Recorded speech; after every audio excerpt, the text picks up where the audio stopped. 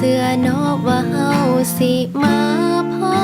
กันคนต่างว่าจักลานพอปานว่ามีผู้มาสุขอยู่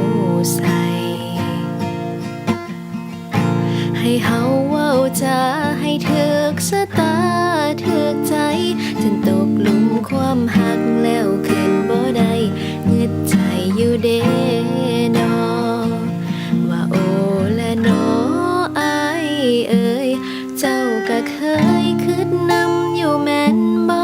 ว่าหักเฮาที่เกิดที่ก็ย้อนว่าย้อนบุญพลาเด้เนาะพาเฮามาพบพ่อรู้สึกคือกันอยู่เนาะคือฮักที่รอที่ฝันให้บุญพลาพาฮักให้ฮักเขาคือเก่าทุกวันได้หายใจอยู่ใกล้ๆกันจนฮอดมือตายได้สำนีก็พอ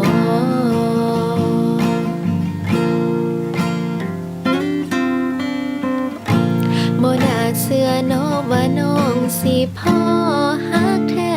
นอกจากพ่อกับแม่ก็มีแต่เจ้าหันละเด้อน้องว่า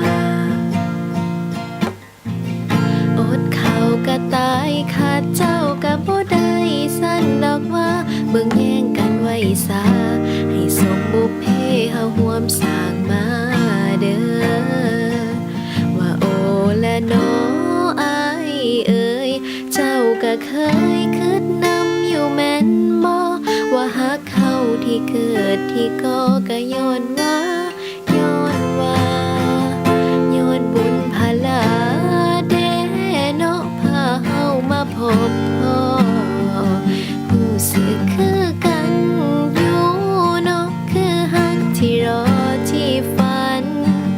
ให้บุญพลาพาฮักให้ฮักเขาคือเก่าทุกวันได้หายใจอยู่ใกล้ๆกันจนฮอดมือ